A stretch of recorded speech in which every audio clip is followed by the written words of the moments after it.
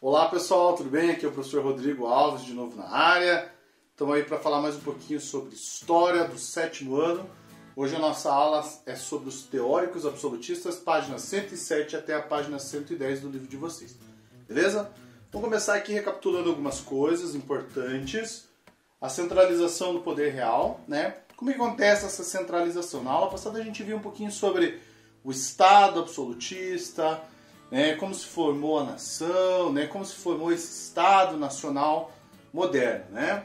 E dentro desse Estado nacional moderno nós vamos ter a figura do rei absolutista. Então, o absolutismo ele é uma forma de governo que surge lá na Europa entre os séculos 16 e 18, e nós vamos ter uma base teórica, né, de filósofos que vão defender essa forma de governo. Mas como que era essa forma de governo mesmo, que foi implementada em alguns países lá da Europa, como França, Áustria, Espanha, Portugal, entre outros. A gente vai ver que o rei absolutista, ele concentra, né, nesse Estado absolutista, o comércio, ele tem o controle sobre o comércio. Por que ele tem o controle sobre o comércio? Porque agora ele vai ter o apoio da burguesia, então ele vai ter o controle sobre esse comércio também. Então ele vai ter o apoio da burguesia, que vai dar dinheiro para ele, né, pagando impostos e ajuda nessa formação desse Estado Nacional, e em troca, né, a burguesia vai ajudar o rei a manter um exército permanente e vai ter a liberdade de fazer comércio em todo o território nacional. Né? Ao mesmo tempo, a gente vai ter um controle da produção manufatureira, é o rei que controla essa economia também, assim como ele vai criar impostos, né, para ele sustentar essa máquina pública, esse Estado, né, essa máquina de Estado, né, que envolve esse rei absolutista. E ele também vai formular leis. Não só formular leis, como julgar essas leis e colocar em prática essas leis. Ou seja, ele tinha os 3 poderes concentrados na mão dele. Muito bem, não basta só saber isso, gente. Basta saber como que as pessoas aceitavam essa forma de governo que parece para nós hoje bem absurda, se a gente for pensar, né? Então, a gente tem os teóricos absolutistas para fazer isso. E os teóricos nada mais eram do que pensadores ou teorias filosóficas desses pensadores que legitimavam esse poder. Ou seja, eles davam uma cara de legalidade para esse poder, davam uma cara de legítimo, né, para um poder legítimo, um poder aceito pelas pessoas. Então, quem eram esses pensadores? Nós vamos ver aqui. O primeiro dele é um cara chamado Nicolau Maquiavel. O Nicolau Maquiavel, italiano, né, que viveu entre os séculos XV e XVI, e ele escreve uma obra chamada O Príncipe. Na sua obra, essa obra, né, ela é basicamente um manual de instruções para os príncipes, para os reis absolutistas daquele momento, né, para todos os governantes absolutistas. Então, ele é a base é o primeiro estudo, talvez, sobre ciência política que nós vamos ter aqui agora na era moderna.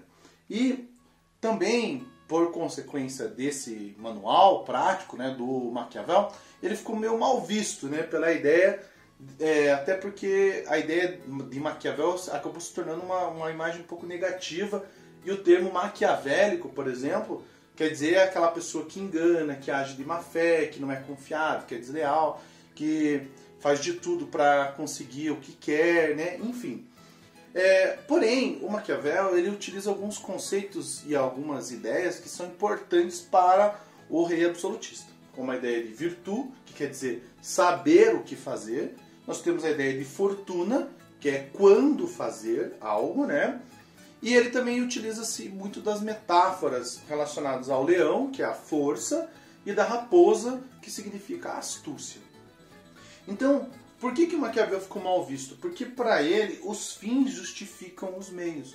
Ou seja, o rei, o príncipe, para se manter no poder, ele vai recorrer a qualquer meio para aquele fim que ele pretende, para aquilo que ele pretende ou para aquela coisa que ele pretende fazer. Então, porém, essa ideia é um pouco deturpada, porque ele disse na realidade o seguinte, isso aqui foi atribuído a ele, essa ideia. Né? Ele diz o seguinte, que para cada fim há um meio adequado. Há uma certa ética nessa forma de governar aí do Maquiavel. Não é tudo, eu posso fazer tudo para conseguir aquilo que eu quero. Na realidade, ele atribui o poder concentrado na forma do rei, que o rei deve agir, né? Mas o rei age muito pela força. Se a gente for pensar esses fins justificam os meios, é que o rei tem que ter um controle na sua mão, uma força, e essa é por meio da força, às vezes, que ele vai ter que tomar o controle ou tomar as rédeas do governo de algum lugar ou, né, de alguma manifestação que não seja a favor dele, enfim. O rei, então, ele tem que ser temido. É melhor ser temido do que ser amado. Essa era uma frase do Maquiavel. Talvez por isso essa ideia meio negativa, né, do Maquiavel. Enfim, a concentração do poder, então, na mão do rei seria por meio, né, por meio da força também, se fosse necessário. Tá? Depois nós vamos ter o Thomas Hobbes. Thomas Hobbes, ele já tem uma dualidade aqui na sua forma de governo. Diferente do Maquiavel, o Thomas Hobbes ele vai propor uma teoria talvez mais, até um pouco mais aceita depois, mais tarde, pelos governos liberais, como a ideia do livro dele, o Leviatã.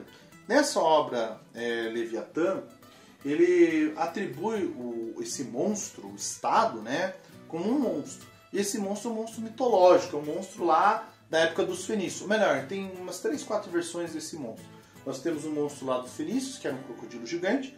Nós temos o Leviatã como um kraken, né, que era uma espécie de um polvo gigante. Ou um monstro marinho também, que era da mitologia lá, das mitologias antigas, tanto dos fenícios como dos gregos, né? Muita gente acreditava que Leviatã era um grande monstro. Enfim, mas ele atribui essa ideia do monstro a um caos, a uma desordem, uma desorganização.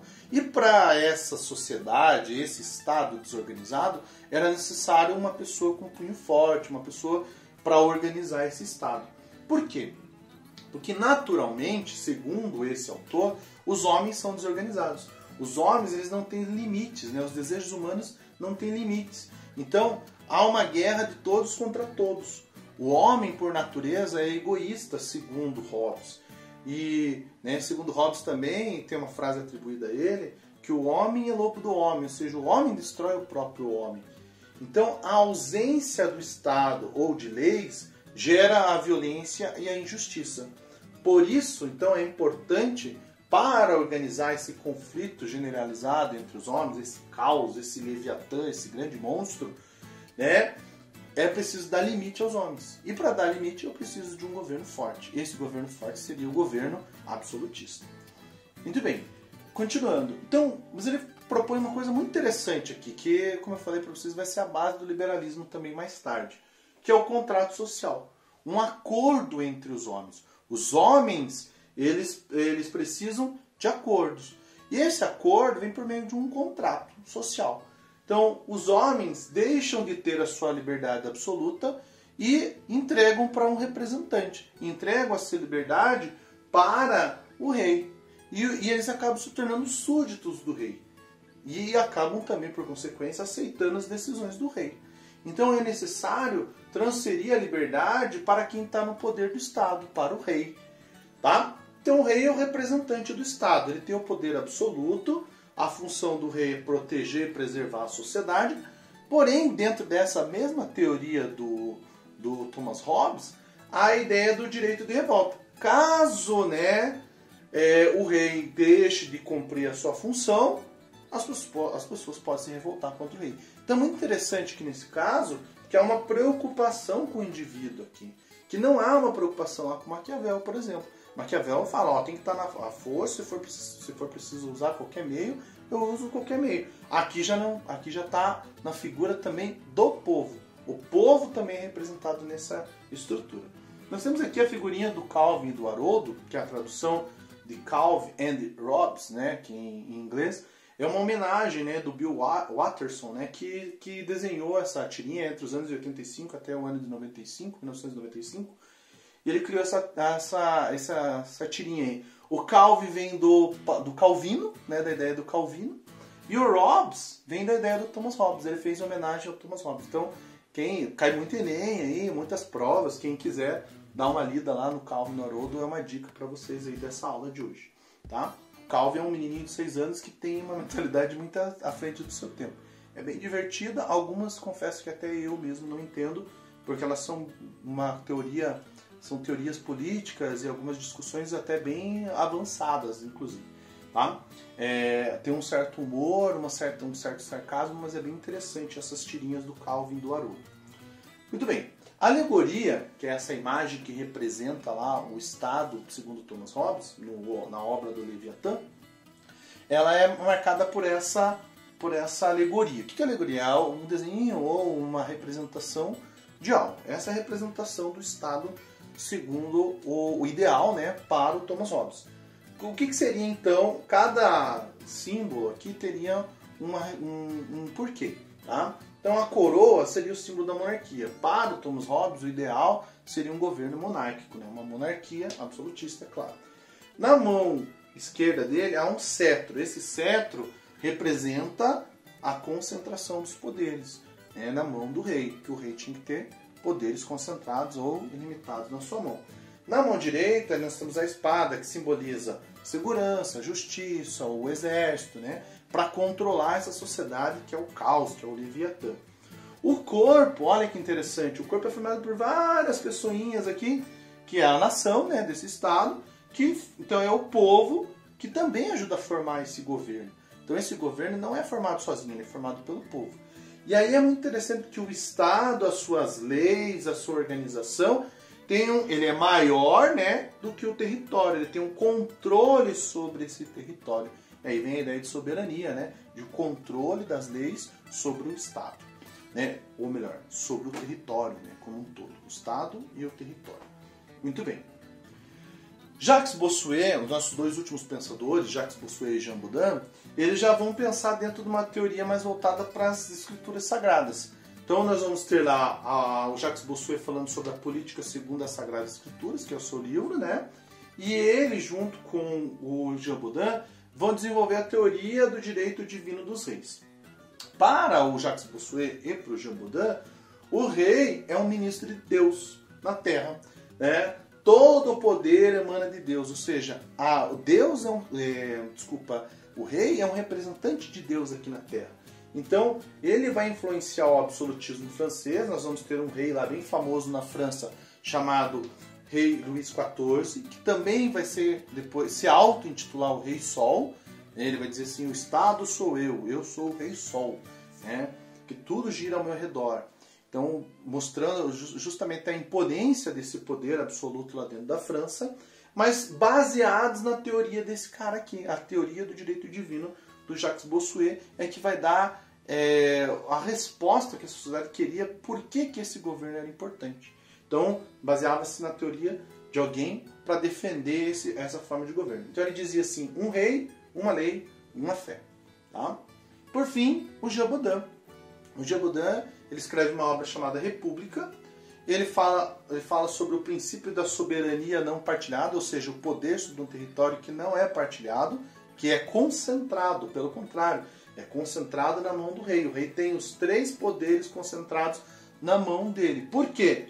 Porque é uma origem divina, esse poder do rei, ela tem uma origem divina, assim como a teoria do direito divino. Por fim, não há restrição, né, para a vontade do rei. O rei tem poderes ilimitados. Tá? Então, esses foram os 4 autores que a gente viu, né? O Nicolau Copérnico, Thomas Hobbes, Jacques Bossuet e o Jean Bodin. Beleza? Qualquer dúvida, eu estou lá para tirar lá no fórum de discussão. A gente pode ir discutindo também durante as aulas nos colaborates. Tá ok? Um grande abraço para vocês, queridos, e até a próxima aula. Falou!